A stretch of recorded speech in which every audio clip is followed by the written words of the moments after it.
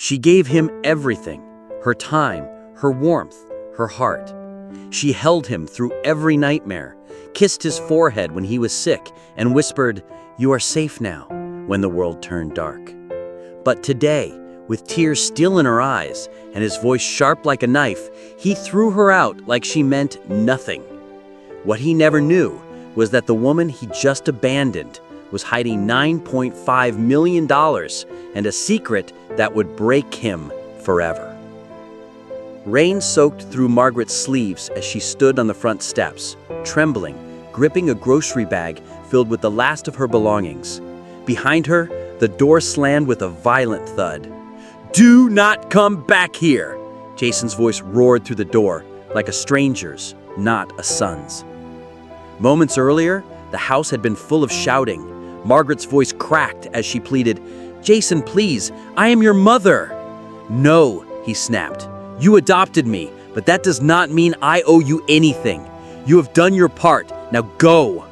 She gasped. Her hand reached out to touch his arm, but he pulled away like her touch burned him. "I gave you everything," she whispered, voice breaking, tears streaming. "I went without food to keep you fed. I sold my wedding ring to pay for your college. You act like I should worship you for that. I never asked to be adopted. You did it for yourself. And now you are old. You can barely walk. You just sit around. I need space." Her lips quivered. "This is my house, Jason." "No," he snapped coldly. "You signed it over to me 5 years ago. It's mine now. Go stay in a shelter or call someone. I do not care. Just leave." Margaret's knees buckled. She held the wall for support, her voice now shaking like a leaf in a storm. "I was there when no one else was. When you cried at night, I held you. When you failed your first test, I stayed up all night helping you study. When you got rejected from your first job, I told you not to give up. And now you throw me away like I am nothing?" Jason looked away. "I did not ask for your sob story."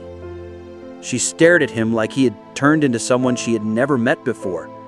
Maybe he had.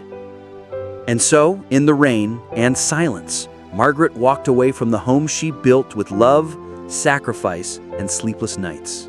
Not once did he follow her. Not once did he call her back. She reached the park down the street, where she used to push Jason on the swings when he was small and fragile and full of wonder.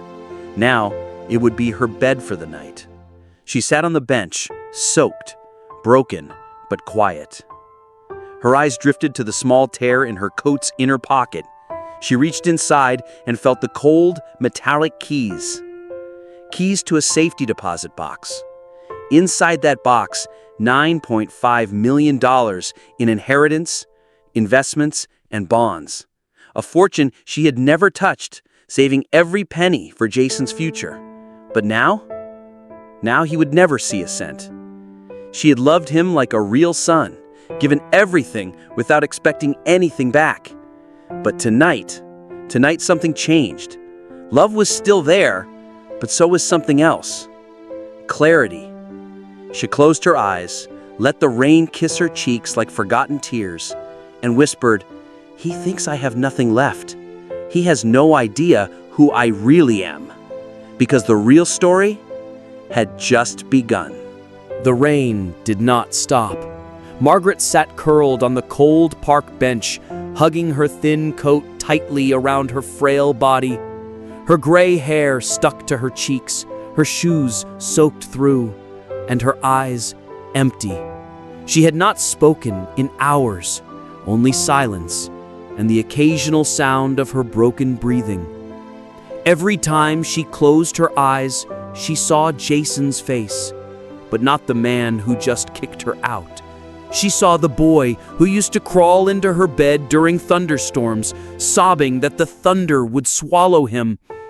The boy who once stood up for her in front of bullies in school. The boy who cried into her shoulder when his first pet died.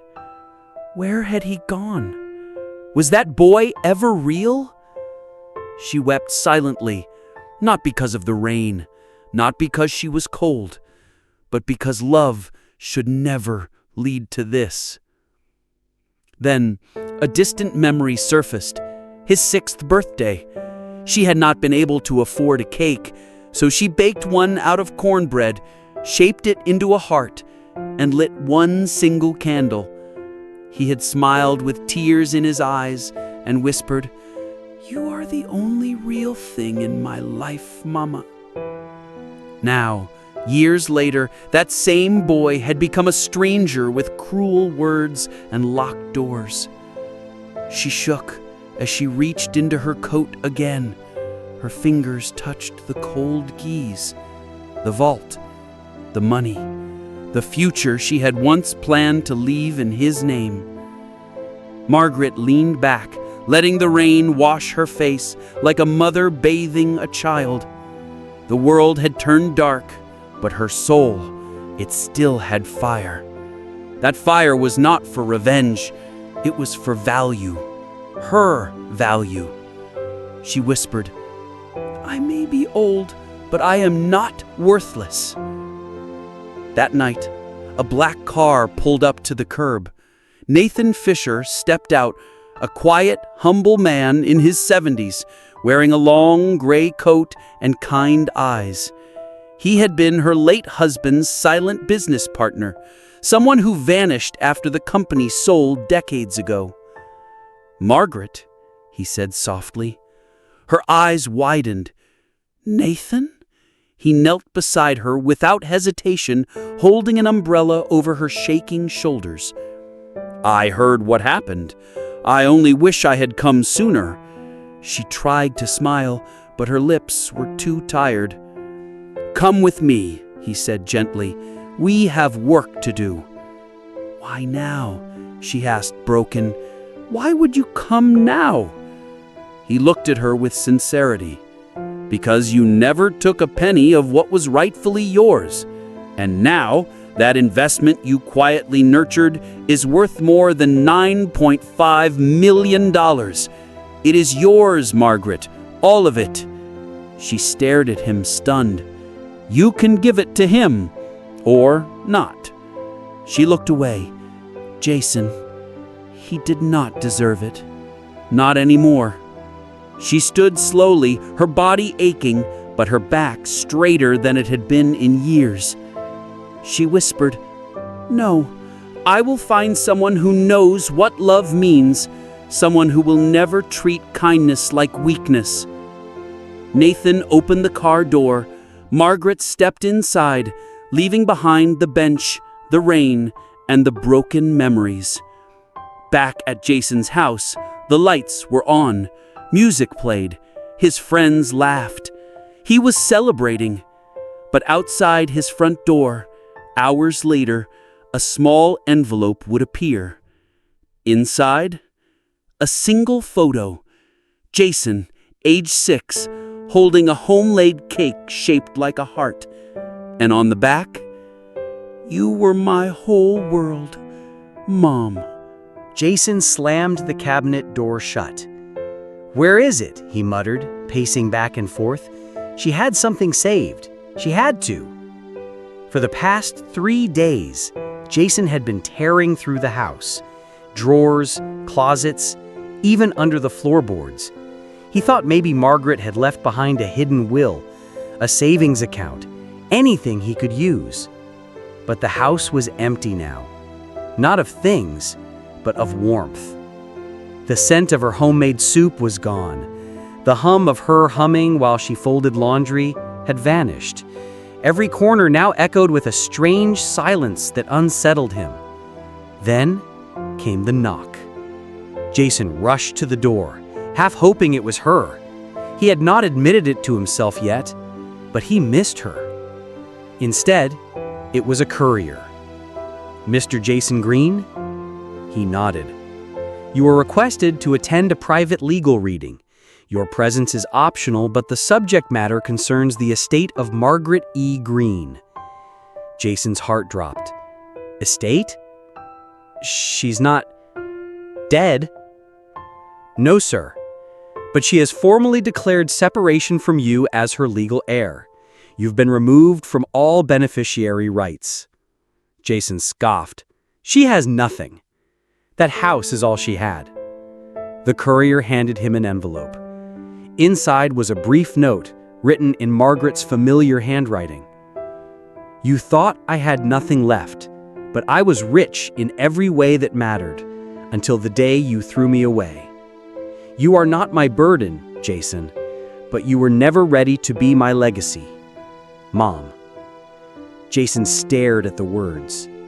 He suddenly felt very small. The next day, he drove across town to the bank listed on the envelope. He asked the teller if Margaret Green held any accounts. She typed, then paused. I am sorry, that information is protected. Please, Jason said, his voice trembling. I am her son.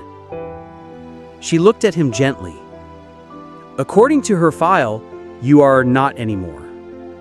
He stumbled back from the counter, heart pounding. She cut me off.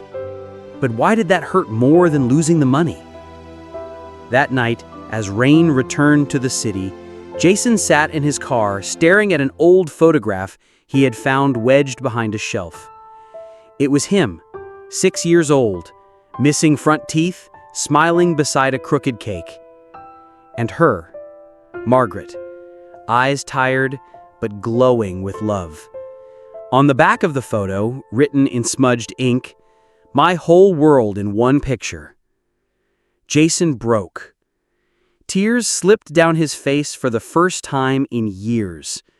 Not because of the money, not even because of guilt, but because for the first time he realized what he had thrown away was not a poor, aging woman. It was the only person who had ever loved him without condition.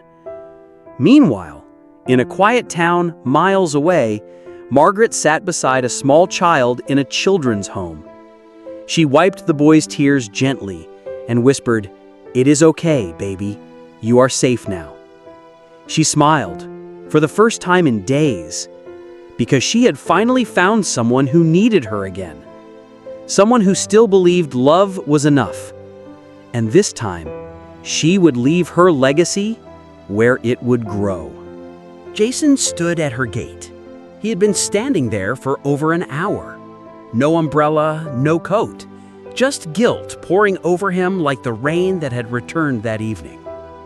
He had knocked, called her name, whispered apologies to the wind, but no one answered. Inside, Margaret sat quietly near the fireplace, watching the rain tap the windows. Nathan poured her a cup of tea but said nothing.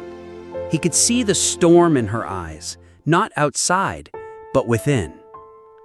She is not coming to the door, Nathan said gently. Margaret did not reply. He is broken, but maybe that is the first time he has ever felt what you felt. Margaret finally spoke, her voice calm. And what would forgiveness even look like? A hug? A second chance? Nathan shook his head. Forgiveness does not mean forgetting. It means choosing peace over punishment. After a long silence, she stood and walked to the hallway closet. She pulled out a sealed envelope and handed it to Nathan. If he truly wants to make things right, she said softly, he will open this and do what it says. Nathan opened the door and walked out into the rain. Jason turned when he saw him. She's okay? He asked, breathless. She is alive, and better without you, for now. Jason nodded, eyes red. I do not deserve her forgiveness. No, you do not, Nathan replied bluntly. But sometimes, people do not forgive you because you deserve it. They do it because they are brave enough to heal. He handed Jason the envelope. Jason stepped under a tree, trembling, and opened it. Inside was a single handwritten note. I gave you life twice, once when I adopted you, and once when I forgave you silently by leaving. If you want to prove you are ready to carry my legacy, do not come back to me. Instead, go to the address below. There is a child waiting for someone to believe in them the way I once believed in you. Mom. Jason's hands shook as he looked at the bottom of the page. A small orphanage address.